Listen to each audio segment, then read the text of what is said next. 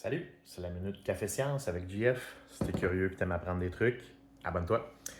Dans une capsule précédente, je parlais d'éliminer le plastique de l'alimentation parce que c'est connu que les plastiques vont souvent relâcher des toxines dans nos aliments.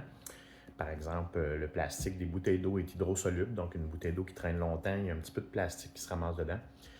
Puis évidemment, du plastique, on ne veut pas ça dans notre alimentation, mais comme toute personne moralisatrice, cordonnier mal chaussé, moi aussi j'ai des plats de plastique à la maison dont je me sers de temps en temps. Le plastique, c'est tellement pratique parce que c'est léger. Si on envoie des lunchs aux enfants, c'est pas mal plus pratique qu'un plat en verre qui peut se casser.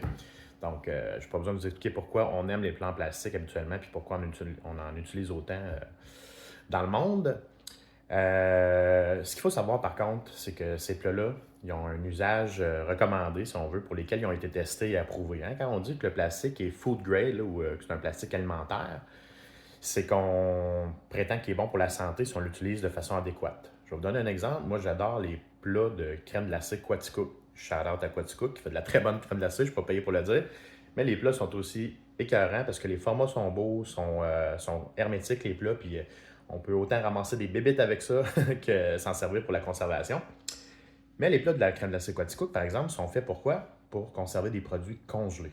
Donc, si on se met à chauffer ce plastique-là, on sort de l'usage recommandé, puis ça augmente les chances qu'on fasse leaker dans notre nourriture ou s'échapper dans notre nourriture des plastifiants, des trucs qui servent à rendre le plastique solide. Puis ça, ben, on n'en veut pas dans l'alimentaire. Donc, le classique qu'on voit souvent, c'est les gens qui stockent leur sauce à spaghetti dans des pots de yogourt. C'est un beau format, c'est pratique, c'est le fun. Mais ce qu'on voit, c'est que les gens vont verser la sauce à spaghetti chaude dans les pots. On ne fait jamais ça. Si vous avez vraiment serré des trucs dans des plans plastiques, on attend toujours que la nourriture soit température pièce ou froide avant de le faire. Sinon, idéalement, on prend des pots maçons. Moi, j'adore le maçon, là, c'est passe-partout, ça tolère le froid, le chaud. Il faut juste faire un petit peu attention avec la congélation. Des fois, on les casse, il faut laisser le couvercle ouvert quand on congèle. Mais si on a utilisé du plastique, idéalement, on le fait avec des aliments qui ne sont pas trop acides. Hein. Les sauces tomates, ça aussi, c'est un petit peu acide. Puis l'acide a tendance à dénaturer les matériaux.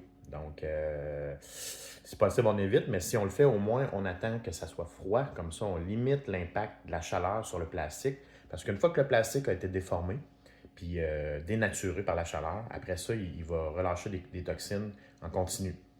Donc, si vous avez mis des trucs chauds dans un plat en plastique, on jette ça, on remplace par un plat neuf. Idéalement, on s'en sert pour stocker au froid ou en tout cas, on s'en sert pour stocker de la façon dont la personne qui vous l'a vendu ou l'entreprise qui vous l'a vendu l'a prévu. Hein? Vous aurez appris quelque chose?